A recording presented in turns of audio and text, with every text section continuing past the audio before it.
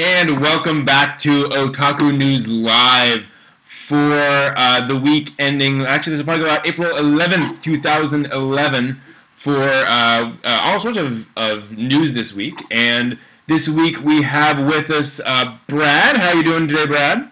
Great. Speechless because Zan's about to show his face. This is true. Very exciting. And so we will continue to build up the tension as we move on to Miniman. How are you doing today? It's happening. The moment of reckoning is coming. The end is nigh for the voice wars. The voice wars are coming to an end. And my prediction for what Zan will look like is... And finally, welcome Zan to Otaku News Live! In the land of the rising sun, where majority of anime and manga slip through the cracks and reside in the darkness of the earth. An otaku who stumbles upon them has a drive to show the Otaku world he's passionate, he's manly, and will take the world of the West by storm. Otaku Underground founder and leader.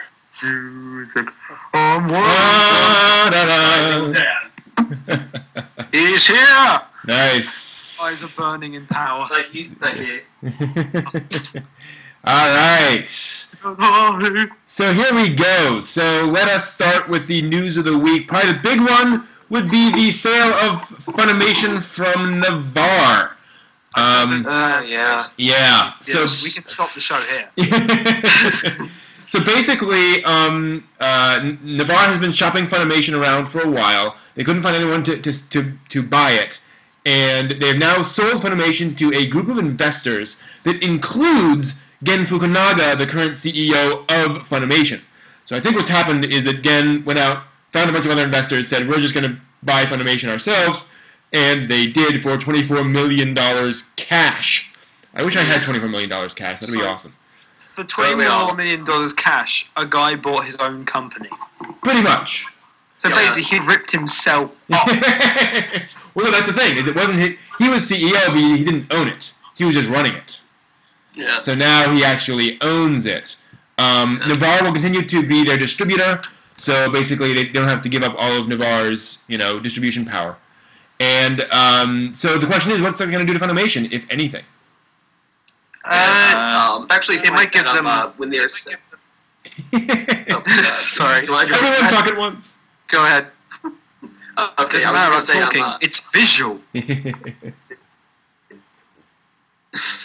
Yes, then. They're originally were selling Funimation, I think, $127. Yeah. So actually, that was a bargain. That's true. From what I read, it was.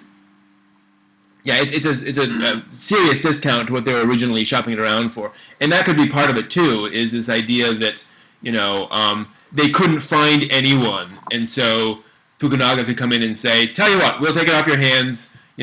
It's much lower, but at least it's something." It might improve creative freedom. They might be able to move on to other things. They might be able to license other things because now they don't have a larger company deciding everything they do. True. And that's actually a good question. How has Navarre been sort of directing them? Navarre is a pretty big company considering all the stuff they have in their pockets. From everything I've heard, there's been no stress about their relationship with Navarre in the sense of there being anything like, oh my gosh, Navarre's been screwing us over. But it's a good question. What has been really not working, if you will? How will this help them just go after whatever the heck they want to? Right. So who knows? Yeah. For the record, I think Navarre's still doing the publishing or producing it. They're still doing that stuff. Yeah. So they're still working with each other. Just the CEO now owns it. Is all it is. So I think the CEO wanted to do this because they were afraid that maybe if another corporation went over, like maybe they would change stuff. Because Funimation is a very, very fun company. You know, they're very, very liberal. So if another company came in and they started to change stuff in, that would be pretty bad. Funimation. There's also the question, just to get sort of conspiracy theory on everyone. I mean, $124 million is a lot of money for an anime licensing company these days. It's possible that Navarre basically, that this was planned all along. Navarre shopped it around at an inflated price. Nobody bought, so they could then go ahead and do this and say, well, we tried. That could be possible. Possible. Yeah. Yeah, he did say that there were 6 buyers, so maybe. Yeah. That's actually one of the interesting questions. There was something in here about, as I recall, about the various folks who were involved in the sale. And as I recall, they were, if my computer will cooperate. Computer says nah. So Navarre acquired Funimation from a group of private owners, including Fukunaga, back in January of 2005. And the original sale was $120 million or so, I think. So that means that, so they went from $114 million, that's what they paid for Navarre, and now they sold it for 24. Ouch. Yeah. So, folks, that's what's happening to the anime industry right now. They might have certain ties that make future profit possible to the point where selling it for that low of a price after buying it for that high of a price isn't going to be much of a problem. True. Because, like you said, Navarre is still the distributor, so there's still going to be money sharing going on, and things are going to balance out. That's actually a very good point. I mean, basically, Funimation's now going to have to pay Navarre for all that distribution stuff. So maybe one of those things where, now it's essentially a net profit for Navarre. I mean, the thing is, sort of when you see it, I mean, it was probably a net profit for Navarre, but, I mean, it's painful because that was a big drop in price. I mean, boom goes to Dynamite. Yeah. But, I mean, it's rather interesting, the fact that, I mean, potentially, there's a small chance that Funimation could actually come out of this stronger.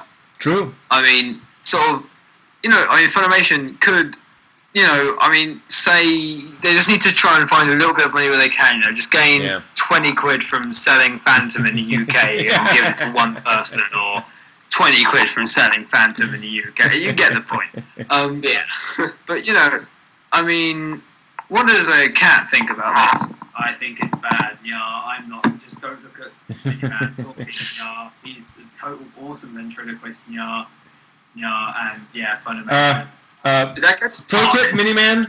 When you're doing ventriloquism, you need to have the microphone at your lips because that's where the sound is actually coming from. Did that cat just talk? Of course. Yes, and it showed that Miniman's only love comes from his stuffed animals. I mean, I'm used to talking moles, but like talking cats. Miss Mitchie, defend me. I would say I have nothing else to say.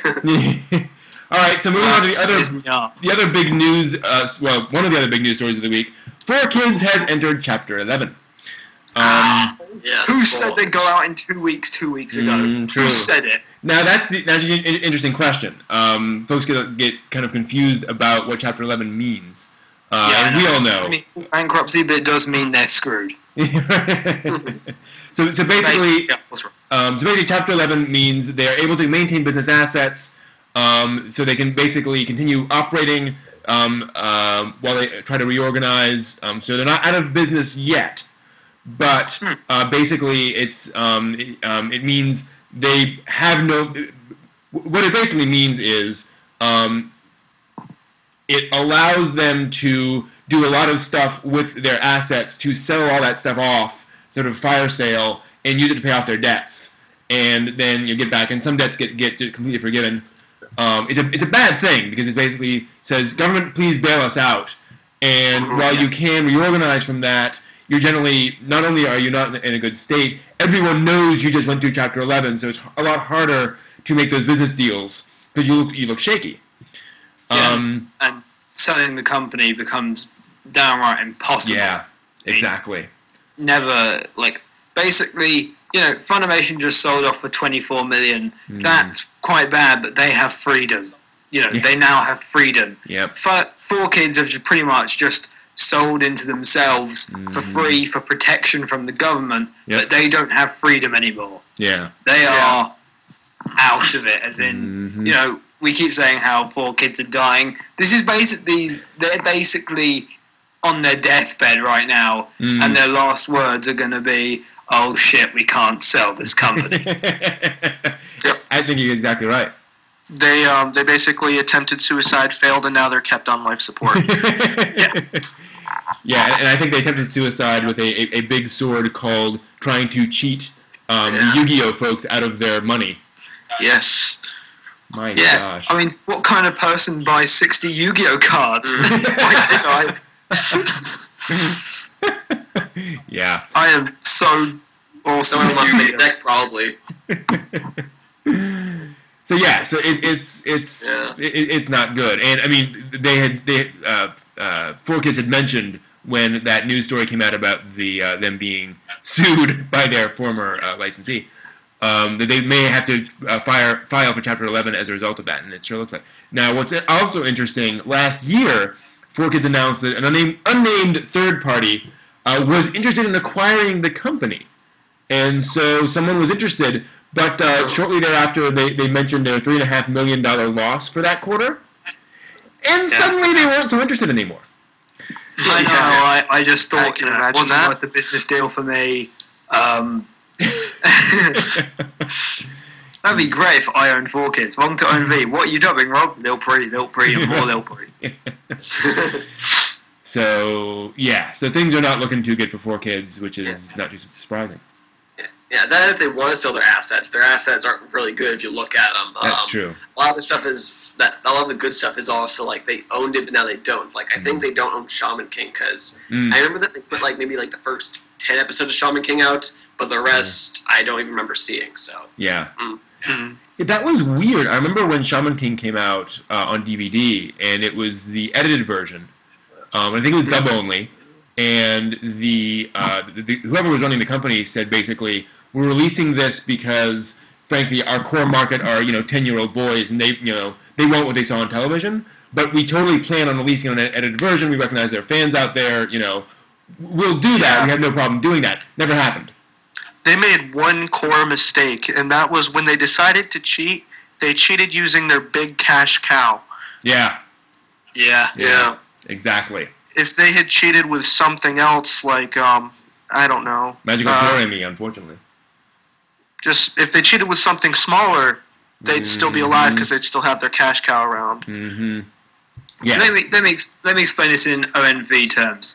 If I conned Matt Dixon, I'd get away with it scot-free. If I conned Brent Newhall, I would be killed. Ironically, although luckily, if anyone tried to kill me, I have Ein and Spy waiting outside. True. And we have to get into the basement. They're slightly weakened. I turned them into cats, so they say "nyah" after every sentence because I thought it'd be cute. There we go. We also have to make it into your basement, which is hard, of course. So, okay. So let's see what else. So the Angel Beats English dub is something we talked about a while back, which was, will Angel Beats have a what will they do with the music? And it's been announced that the original songs will remain as they are. Hooray! Yeah, I'm curious what you all think about that. I say it's a good thing. Okay. Definitely. I think that when you try to bring a song over to an English version, it's really hard to get it to work out because songs in Japan don't follow the same structure that our songs do. So you'd have to change the song almost completely to get it to make sense. The only thing you'd be keeping is the rhythm and the background music. See, that's the thing. Is, I mean, well, I've heard a lot of English dubbed songs, and most of them worked. And I think part of my problem is I have a difficult time when I'm hearing English, Japanese, English. You know, it just feels weird to me when I'm listening to an English dub. Somebody's switching to Japanese in voices I'm not used to. I don't know. It sort of confuses me because, you know, there's no way to say it doesn't work. Harry did it brilliantly. Yeah, the live episode in American is actually fantastic. Yeah. And my God, it's hard to balance. But the thing is that I don't know, because the thing is they're only really like the ending. You know, you can sort of change that and not have too much problem. Yeah. The opening, you'll be alright. But then, Yui opening, that's when you're going to have trouble. Because, I mean, the thing is, I am quite annoyed that I sort of want to hear a dub of Girl Demo. Yeah. I think because the thing is that you need to understand the lyrics in the background as the action sets off between Oto and Angel, because basically he gets stabbed again to the lyrics, punched in the face, and I'm out. Yeah. That works well in English, but they won't do some of that in the Japanese one. You know they won't, because they never do. And the thing is that, and it's sort of, there's an annoyance in that kind of, like, because Yui's, like, they get the opening and ending in Japanese, that's fine, and, you know, maybe keep Yui's opening the same, because the rock opening variation was a really cool idea. It was fun. I'm annoyed they actually didn't keep that. But then, as it went on, I don't really know, because it does get quite annoying after a while when it keeps switching. But the fact that, you know, Girl Demo is such a thing in the background, because also if their voices are very different, you're totally screwed for episode 3, where it's about the singer, because every time she sings these ballads, it's got. So that's true. Yeah, that's find a good voice actor to match it. Yeah, but like probably I'm so glad for this news is the one episode where they try the pink-haired girl, and basically they try testing the what would you call it? I guess reincarnation is what you would call it. And like when that reincarnation happens, they have this beautiful music piece right at the end. Yeah. And I wish I could find the sound to that song.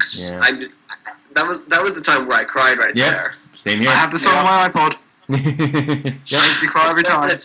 Bastard. Yeah. Yeah. And I think that's one of the problems with dubbing something like that, is that you've got some really emotionally important songs.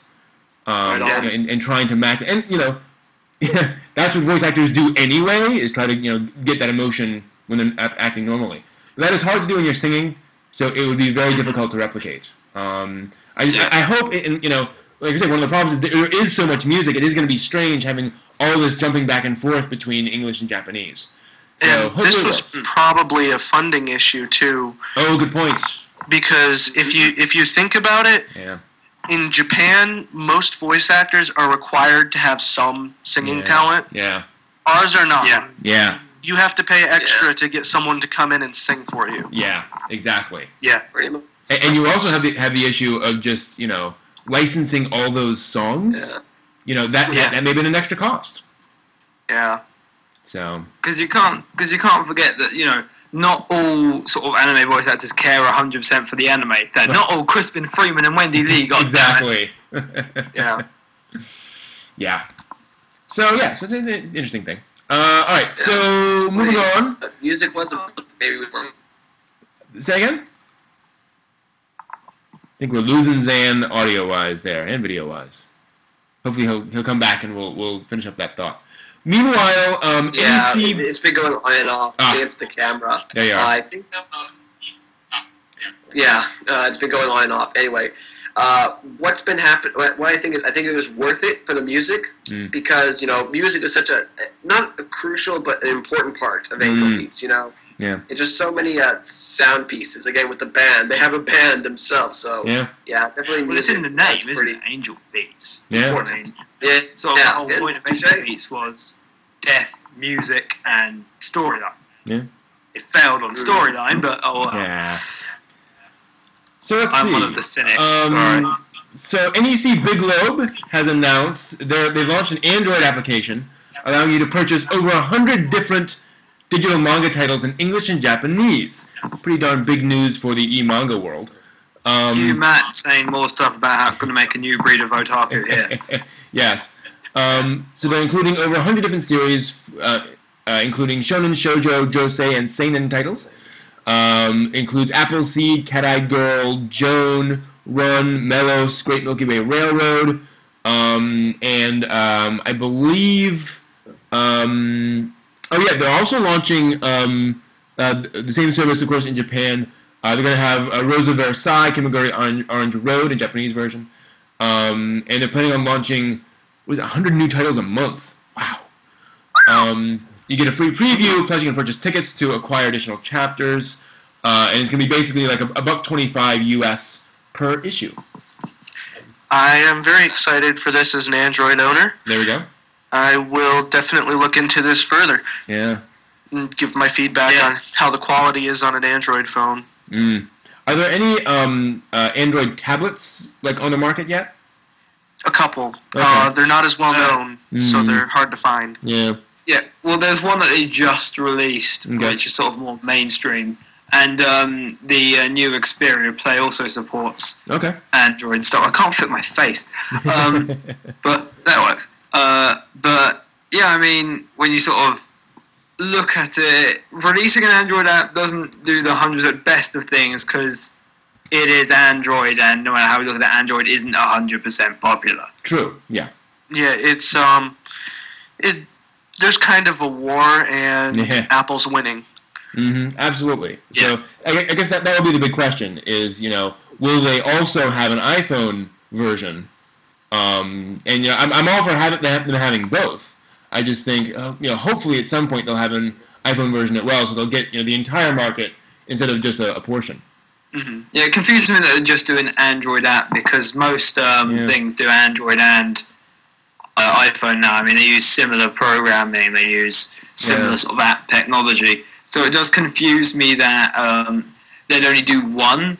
I don't know if there was some sort of deal there or something, but, even, a lot of other ones are doing both, and because it's extremely simple to convert, so I don't know. Now, one thing is Android does partner with Microsoft a few times here and there, so if they get Microsoft to push something like this, that would be a big impact on it. Yeah. Yeah. I wonder... Mika Rasahina and Windows 7 was my idea. I wonder, one of the interesting things about this list is that a lot of the manga is stuff that hasn't really done very well over here in America, that I'm aware of. So I wonder if this also isn't a way of saying, we're going to take the titles that weren't huge hits and publish it digitally, and this is a way for those sort of smaller titles to get published and get out there, where, maybe doing a print run doesn't make sense financially. Yeah, because when you do a print, you're still using a little bit of money there. When you're doing a virtual, you get 100% profit. Pretty much. Yeah. So that'd be cool. So we'll see where that goes. Yeah. I'm just going to go one country at a time. I've done totally overkill.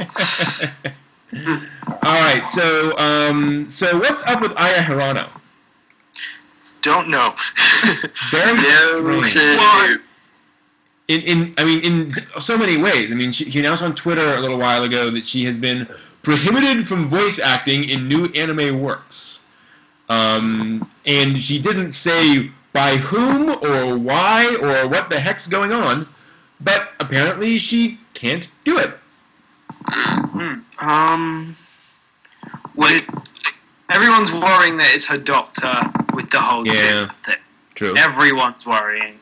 And, she at least put Twitter things saying, I'm not dying. Yeah. So, at least we know it's probably not her doctor, but it confuses me. I bet she's just saying she's postponed. I bet it's actually just almost herself, perhaps just limiting it for her own reasons. Could be.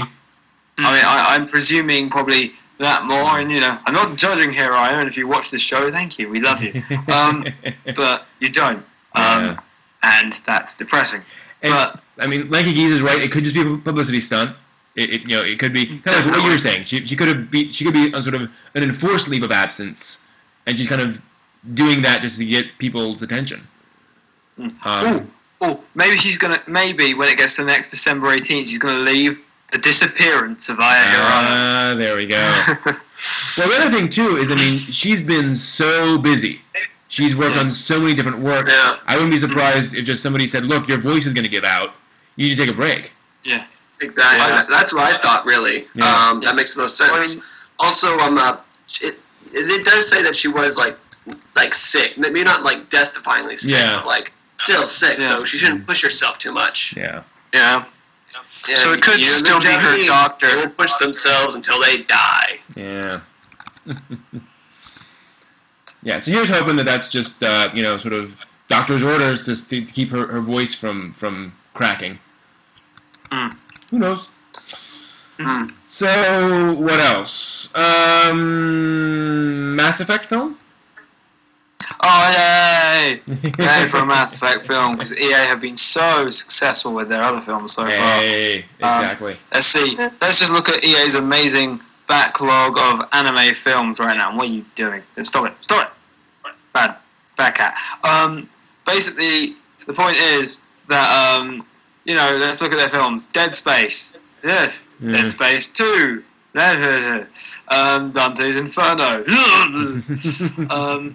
I mean, they haven't been successful so far, and the thing is that this is the first EA anime film which is going to be made by just one company. Yeah. So hopefully we'll have some more focus, but sadly it's the He-Man company. So I'm not doing that, because they were the one who did the worst in Dante's Inferno, if that was even possible. Now, Yes, I'm sorry, go ahead. But the thing is that,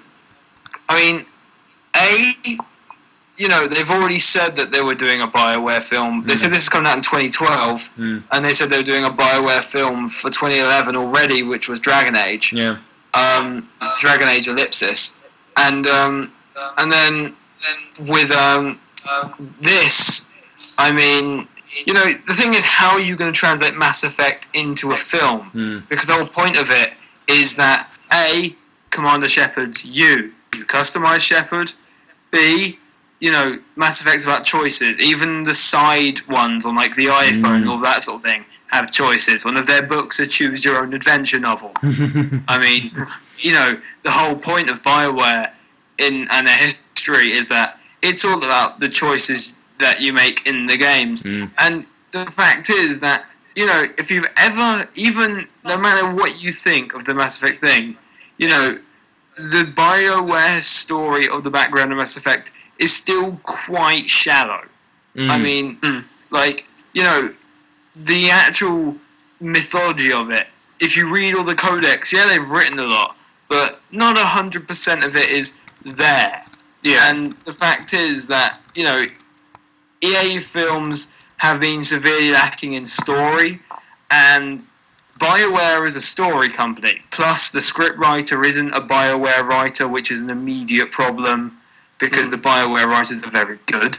And the fact is that, EA just aren't good at this.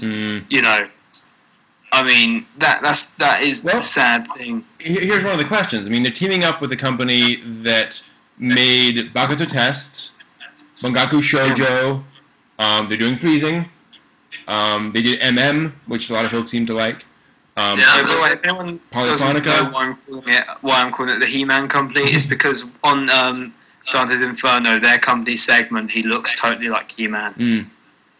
I've got two things, and it's just like if you take a look at it, it doesn't have to be Commander Shepard. They can do a side movie, and it could be successful. And I think one of the reasons it might still work is because this time they're not doing something horrifically dark. They're just doing a science fiction action. It doesn't take a lot to do a sci-fi action. When you're trying to do something that's disgusting and dark, you get to the point where it's just repulsive to fans because you're just throwing stuff at them. Yeah. But the thing is that Mass Effect, as of late, has become very dark. It's not gruesome, but you know, the story is explicitly dark. Yeah. Yeah, they could still move it on to something a little lighter, like the first Mass Effect, or they could keep it from getting to the point where it's like, can you stop depressing me and showing me the blood? And I mean, again, this is the studio that made Bakuto Test and Freezing and MM. So you know, it does point to being less dark. Yeah, I mean, I like Freezing, and I'm not going to go into that, but basically, the thing is that when we sort of look at it in terms of Mass Effect things, as far as what they told us, it's set between 2 and 3. Okay. And the thing is that we know that's probably going to mean it's going to document the Reaper invasion. Cool, that's great. But here's the thing: when you think about it, it's very hard because when with these films, we do want a character we can familiarize ourselves with. Sort of, you know, I do want to see certain characters' adventures journey. For example, if I could have an anime film of anyone, it would be Tali, Zora, Rana, Al. Because Tali is cool, very cool, and also has a really good backstory. But the thing is that it's not going to be about Tali because. And no, this isn't technically spoilers because every single character in your party has the potential to die. You know, so it won't be any of the main characters in that case. You know, if that's pretty much the case, it's not going to be all these sorts of people. And the fact is that, you know, you could do a sort of a past story thing, but they've already said it's set between 2 and 3, which means, if anything, they've doomed themselves. Because there's a really mysterious company in the second film, and you could do the origins of that company. From what I heard, the iPhone game story was actually very good, and that was about the origins of one of the people in the second thing. So it just annoys me that they said we're doing it between 2 and 3, because it means they can't do anything good there to set it up. And if it was Mass Effect, it would make so much more sense to do a Halo Legendsy style thing. I see what you're saying there. And that's what frustrates me, that they're not doing that. That it's one solid company doing one thing. I.e., the collabs like this have the potential to work. The thing is that when any other company does it, they separate them. EA try and put it into one cohesive film. That's where they fail. So that's what they're trying to do in one this time. But Mass Effect is the one time that the separation would work. So basically what EA have proven is that they're monumental idiots when it comes to filmmaking. So hopefully the anime studio will help direct them better. We can hope. We can hope. Let's have faith. Let's have faith. We can have faith. Speaking of faith, good news for mangaka in terms of Eisner Award nominations. What did Joe say, I would say, though? That's very true. So basically, and there's a little bit more than I mentioned on Brent Anime News Corner. So the Eisner nominations have been announced. So 20th Century Boys has got a nomination for Best Continuing Series, as well as for Best U.S. Edition of International Material, which is in Asia, which is typically what manga get, nominated for. So the cool thing there. So I love the fact that that's basically just saying best manga. Right, exactly. So that's the nice thing is that 2 manga were nominated for things outside of that category. And one was the most 20th Century Boys for Best Continuing Series, but it's up against Chew, which is a big runaway hit. So who knows? And then 7 Billion Needles was nominated for best adaptation from another work, because it turns out this was roughly based on a Hal Clement short story from like the 1940s or something. So that is a great name, by the way. 7 Billion Needles. Yeah, and getting pricked by one hurts. Yeah, and FYI, that's basically what happens at the beginning of the manga. So just to give you a feeling.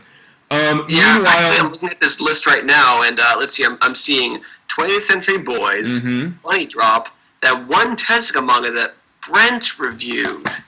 Ooh. I'm seeing a pattern, Brent. I know. Brent, you own the Eisner Awards, why didn't you tell us? I wanted to keep it a secret. I just wanted to. What can I say? So yes, so he just rips off his NASA shirt and suddenly behind it's an Eisner Award like suit. just like.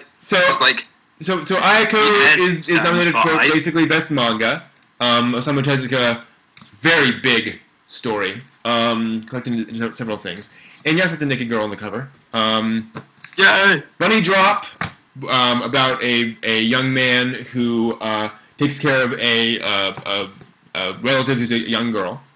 Then A Drunken Dream and Other Stories by Moto Hagio. She's one of the premier josei mangaka, one of the premier women making anime manga for girls, and a series of her short stories. House of Five Leaves, which everyone says is awesome, as well as, again, vote for 20th Century Boys. So here's hoping that works. But, the one thing is, honestly, I could not come up with a better list than this. This is great. That's because it's your list. Pretty much. Well, yeah. And as a guy who doesn't read manga, honestly, I could not come up with a list like this because I don't care. I couldn't. Sorry. You want to go, Brett? Real quick, it's just a quick point. Go ahead. I did not get a chance to read Bunny Drop, and I can't afford it right now, so I'm really excited to see the anime come out next season. Yeah. So I'm definitely checking that out. Yeah. I'll be curious to see how they manage to handle that. Yeah. Wow. Yeah. What I was saying is I probably couldn't be able to come up with a list like this because I would probably mix in a lot of shonen with seinen just because that's my kind of genre. I very much a kid at heart, so I don't see differences between shonen and seinen and josei because I kind of treat them the same, like symbolism and really metaphorical storylines. Well, action and comedy. It's one of the interesting things about this list, actually, is that you get, these are a bunch of titles that are not what you immediately think of when you think of manga. You expect folks, and the Eisner Awards is all for industry insiders, so you'd expect them to nominate, One Piece and Naruto, which is nothing against them. It's just interesting that they have explicitly chosen these more serious, thoughtful kinds of works, which suggests that they've been that those folks are now sort of exploring manga beyond the surface of what they assume all manga is. Or that they just watch Otaku video. That's true. Well, we know that. I should have worked it out from the contract I have to sign and see in the small print. You will always agree with the Eisner Awards, you bastard. No, I mean, as a non-manga reader, I can't judge how intelligent they were this year, but they didn't choose Bleach and One Piece, and that makes me happy. But, I mean, the thing is that, I'm going to be 100% honest, things like this getting nominated for things, I mean, I haven't heard of the Eisner Award before, and I know it's probably an American thing, but the fact is that even with the Carnegie Award over here, you hear about all these great books, but no one ever reads them. Like, even if they win, we don't read them. I mean, it's sort of, I don't know if that's just an inherently British thing, of which, Snow did one. Meh. But, I mean, it really is. I think, although, admittedly, at least it wasn't done in the UK, because at the moment, with the current trend of how the UK award ceremony works, no matter what it is, the King's Speech will still win. And I think that is a difference between the US and the UK. I know over here in the US, we've had, generally award wins do help you sell. With books, they don't. Yeah, so, if you can put over there, Eisner Award winner, that will get a lot of attention. So hopefully this will get more folks reading stuff like Tezuka and things like that. But who knows? And like you say, it's just an award. It doesn't mean they've sold 8 billion copies. Yeah. So who knows? All right. Anything else? I think those were most of the ones that we had starred. All the ones we starred. Really? Yeah. Those were all the big ones. There's not much to say. Does anyone want to say anything about the phone number voice actor message one? I do. Phone number voice actor? Yeah. Yeah. I'll explain this story. Sure. Basically, in Hanasaku Iroha, the anime that everyone's been raving about, especially on ANN, basically there's this one part where the mom basically shows a picture, this piece of paper, and my kanji isn't that good, so I didn't know that was a phone number. Apparently it's a phone number, and it's basically the place where she's going to her grandma in the first episode. And basically, someone had the bright idea to call it up, and she actually got a call with the voice with Iroha, basically like if she's working at the inn. Yeah. And that is just totally retro. It's like back in the 90s where they had those call this number, talk with the Easter Bunny. So retro, and I love retroness. Oh yeah, just love it. I'm loving that. It's also important that it's the animation company that's doing the anime for it is also set in the same place the inn is. Oh, nice. Yeah, and the area code is the same. Basically, the area code is the same as where they are as well. I love that. Like, they made a great anime, great first episode, even greater with that. Yeah. Yeah, that was really Really cool. retro and just like, that was just a nice little strawberry on the cake. Nice. If you want Go ahead. If you want epic retro fun, look for I think it was the Back to the Future episode of Angry Video Game Nerd. There was a puzzle in a Back to the Future game, and what you had to do is so that Steven Spielberg could get some more money, they made you phone like a hints and tips number, like it was secretly hidden level. If you phoned it up, it would give you the piece of the puzzle, like it would tell you how to do it. Except he phoned it up in modern day, and it turned out they had sold the number, and guess what it was for? A whorehouse. Yeah. Yeah. And it was like, okay, I need to get past this part in the game.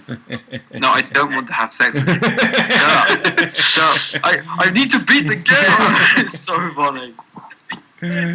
Yeah. And the only one in 20 years when they sell that phone number, we're gonna have some great fun. The only one we missed was Escriad. Does anyone want to talk about that one? It's a recap. We were talking about it a bit, the episode that we covered it on. Basically what they meant by re-edited was there's going to be some extra clips in, so awesome, and some better audio. Yeah. So kind of like what I meant by remastered, but with some new clips. Well, that's the question. They said it will have all new audio recordings. That, to me, sounds like they're going to redub it. Basically, they're going to do a Ghost in the Shell 2.0 and it's ass. Could be. I don't know. It just. Yeah. Could be. We'll see. Could be. Why scry it? That's what I don't understand. No one knows. Yeah. There's a really passionate voice acting director who wanted it redubbed. Yeah, could well be. And there's just something about it. This needs to be redubbed. This voice actor sucked. God damn it. Yeah, that's true. There's probably like one guy working at the company who whom Scryad was his baby, and he's just been bugging them to re-release this. And fine, all right, we'll re-release it and we'll fix it up. And basically, the moment I join Funimation, Phantom UK, God damn you, all demons. All right, so I think that does it for Otaku News Live this week. And apart from the question of the week. Which was... one second. If the Neko goes nya-nya, why? That'd be a great question. I'd answer that with the words nya, nya-nya, nya-nya. Let's see here. So I know we got a couple of ones. We certainly got one. So the question of the week was, what is the most expensive piece of anime merchandise that you've ever bought? It could be a box set, it could be a figurine, it could be just any single item that in other words, a single item on a receipt of some kind. We did get a response from Lark who said, I don't own any real merchandise, but I bought Digimon Season 1 on DVD for £70. I love that show. Which is that'd be my one. Must have been a UK release, because over here we never got all of it on DVD. I'd say about $90, $100, something like that. And I think that was the only email I got on that. Let me just check. Yep, that was the only specific response I got on that. So, Brad, how about you? What is the most expensive item you've bought? Well, I don't own much, but I think the most expensive thing. I think I have the most expensive thing I have is the Cowboy Bebop remix collection for however much that's worth right now. Yeah, that's a good one. 50 quid, about $70. Miniman, how about you? What was it? Death Note 9-disc special edition box set, 60 quid bargain. Yeah. Yeah, I mean, it wasn't as expensive as Digimon Season 1, but it was Death Note. It was the special edition. It had an art book in it, and it had 9 discs. Wow. So, there we go. Yeah. It's big. That'll do it. Zan, how about you? Actually, everyone, my Hello Kitty only cost 12 quid, so... Oh, yeah. Let's see here. I've got a few things. Mm-hmm. I don't know. I got my camera, so I'm really excited to show stuff. First of all, I've got...